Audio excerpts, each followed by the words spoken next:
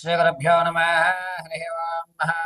श्रीमहागणाधिपतये नमः। श्रीमहासरस्वत्यै नमः। श्रीगुरुभ्यो नमः। हरिः ओम्।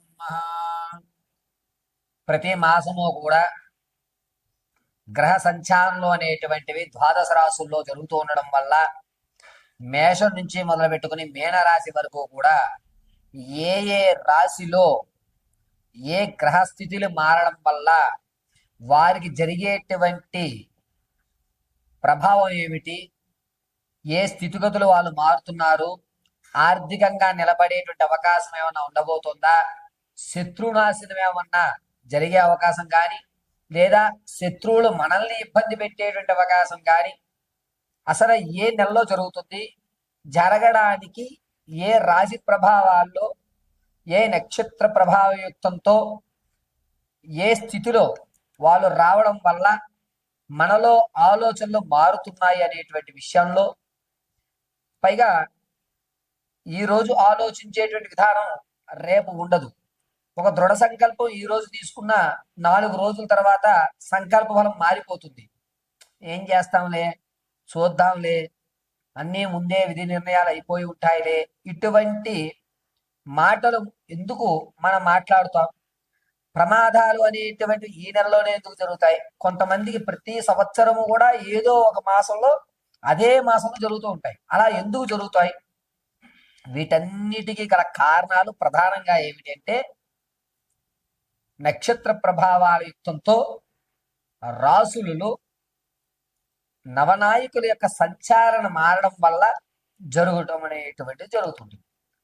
పౌర్ణమి అమావాస్య వ్యవస్థతోటి గ్రహణాల యొక్క స్థితిగతులు అనుసరించుకుని ఈ నవగ్రహాలు స్థానాలు మారడం వల్ల మన యొక్క జాతకంలో అనేకమైనటువంటి మార్పులు జరిగి మనం అనుకున్నటువంటి అచీవ్మెంట్ అవ్వడం, చివరి వరకు ధనం వస్తుంది అనుకుని చివరి మూమెంట్లో రాకపోవడం, వివాహం అవ్వడానికి అన్ని ఏర్పాట్లు చేసుకున్న తర్వాత ఏదో ఒక ఇబ్బందితో దూరం అవ్వడం, ఈ నెల నేను కన్ఫామ్ అయ్యాను పర్వాలేదు అనుకున్నప్పుడు అది మళ్ళా ఇబ్బంది పెట్టడం, ఎంత ప్రయత్నించినా ఉద్యోగ ప్రాప్తి కలగకపోవడం, ఎంతసేపటికి కూడా అందరూ బాగానే ఉన్నారు, నా యొక్క జాతకంలోనే ఇబ్బందిగా ఉంది, నేనొక్కడిని మాత్రమే సమాజానికి వ్యతిరేకంగా ఉన్నాను అనేటువంటి ఆలోచనలు రావడం, వీటన్నిటికీ గల కారణాలు ఏమిటంటే నవనాయకుల యొక్క స్థితిగతులు ఆధారం.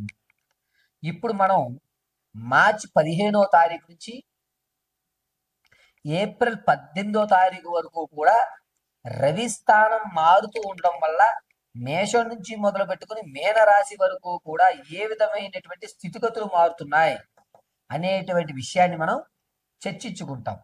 ఏ విధంగా వీరు ఆర్థికంగా కానీ లేదా వీరి ఆలోచన విధానాలు ఏమైనా మార్చుకోవాలా, ఈ నెల నుంచి వచ్చేటువంటి నెల వరకు కూడా వీరి యొక్క ఆలోచన యుక్తం మారడానికి ఏ విధమైన రెమెడీస్ చేసుకోవాలి, అదేవిధంగా కోర్టు సంబంధితం కానీ, భార్యాభర్తల మధ్య చికాకులు కానీ, లేకపోతే విద్యలో ఉన్నతమైన స్థితిగతులు పొందడం కానీ, మీరు అనుకున్నటువంటి రంగంలో అనుకున్న విధంగా మీ యొక్క విజయకేతను ఎగరవేయడానికి అనుకూల వాతావరణాలు ఎప్పుడు కలుగుతాయి, వీటన్నిటినీ మనం చాలా క్షుప్తంగా చాలా ఈజీగా మనం ఈ వీడియోస్ నుంచి తెలుసుకుంటాం. ఎక్కడి నుంచి? మేషం నుంచి మొదలు పెట్టుకుని మీనరాశి వరకు కూడా రవి సంచరించడం వల్ల జరిగేటువంటి స్థితిగతులు.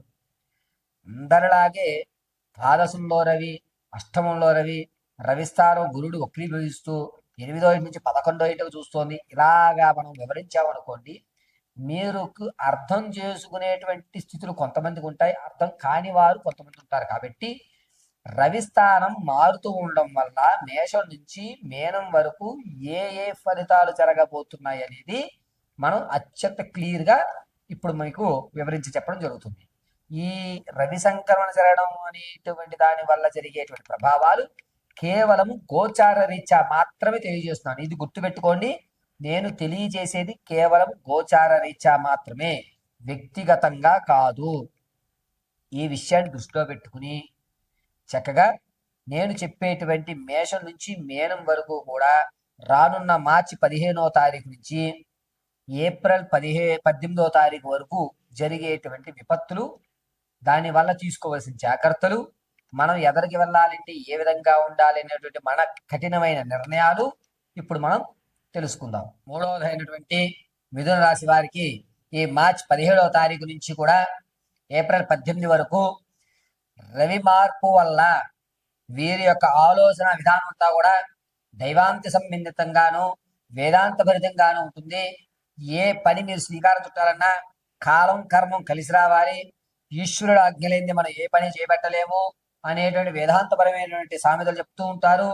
ప్రతి విషయానికి కూడా భగవత్ సంబంధం కలుగుతూ ఇది భగవంతుడి యొక్క నిర్ణయం, భగవంతుడే దీన్ని కొనసాగిస్తాడు అనేటువంటి మాట అనుకోవడం, మీరు ఎంతవరకు ఆలోచించినా చిట్ట చివరికి భగవంతుడి నిర్ణయం మీద ఆధారపడుతుంది అని చెప్పడం, ప్రతి విషయానికి కూడా ఈశ్వరార్పితమస్తు అనుకుని ప్రారంభం చేయడం, ప్రతి దాన్ని కూడా టేక్ ఇట్ ఈజీగా తీసుకోవడం, పైగా మీకు నష్టం కలిగినా సరే నాకు ప్రాప్తి లేదు, పోయింది, నాకు ప్రాప్తి ఉంది, నా వద్దకు వచ్చింది అనేటువంటి మాట అనుకోవడం జరుగుతుంది. రాజకీయాల్లో ఉన్న వారికి పదవి ఊడిపోయేటువంటి అవకాశాలు మిథున రాశి వారికి ఎక్కువగా గోచరిస్తున్నాయి. విద్యార్థులకు జ్ఞాపక స్థితి కూడా పెరుగుతుంది.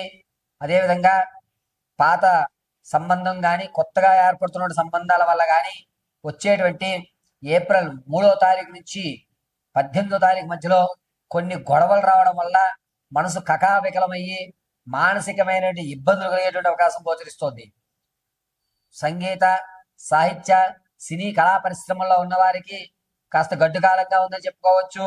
రవి మార్పు వల్ల మీరు ఏదైతే ప్రజెంట్ చేద్దాం అనుకుంటున్నారో అది కాకుండా వేరేది ప్రజెంట్ చేయడం, ఇది ఎందుకు ప్రజెంట్ చేసామంటే ఈ సమయానికి ఇదే అనుకూలంగా ఉంటుందని చెప్పడం, దాన్ని అవతల వ్యక్తి తిరస్కరించడం, దానివల్ల నేను ఎందుకు అతను అడిగింది అతనికి ఇస్తే అయిపోతుంది కదా, నేను ఎందుకు మార్పు చేసి ఇవ్వాలి అతనికి అనేటువంటి ఒక నిర్ణయానికి రావడం జరుగుతుంది. ధనం విషయంలో అప్పులు పాలయ్యేటువంటి అవకాశం ఈ నెలలో కనబడుతుంది. అనవసరంగా స్థలాన్ని అయితే కొంటారు, ఆ కొన్న స్థలం రాబడి లేక పైగా దానివల్ల ఉపయోగం లేక అనవసరంగా నష్టపోయామనే విషయాన్ని మీరు గ్రహించడం జరుగుతుంది. విలువైన వస్తువులు పోగొట్టుకోవడం జరుగుతుంది. ఖచ్చితంగా పాత సంబంధం కానీ కొత్త బంధాలు కానీ ఏర్పరచుకోవాలి అంటే చాలా ఇబ్బంది పడుతుంటారు. కొత్త బంధాల పట్ల అనేకమైనటువంటి ఇబ్బందులతో కూడుకున్నటువంటి వాతావరణాన్ని మీకు ఇష్టం లేకపోయినా ఆ వాతావరణంలో మీరు కొనసాగించడం జరుగుతుంటుంది. ఆరోగ్యం విషయంలో మిథున రాశి వారు కొంచెం జాగ్రత్తగా ఉండాలి. ప్రమాదం అనేటువంటిది మార్చి 27వ తారీఖు నుంచి ఏప్రిల్ 8వ తారీఖు మధ్యలో జరుగుతుంది. దీనివల్ల నడుముకు సంబంధించినటువంటి ఇబ్బందులు కలుగుతున్నాయి. తస్మాత్ జాగ్రత్తగా ఉండాలి. ప్రతిరోజు కూడా శ్రీ గోవిందాయ నమః అని కానీ, శ్రీకృష్ణదేవాయ నమః అని కానీ, నమో నారాయణాయ నమః అని కానీ మంత్రోచ్చారణ చేసుకోవడం అత్యంత శుభస్త శీఘ్రంగా కలిసి వస్తుంది.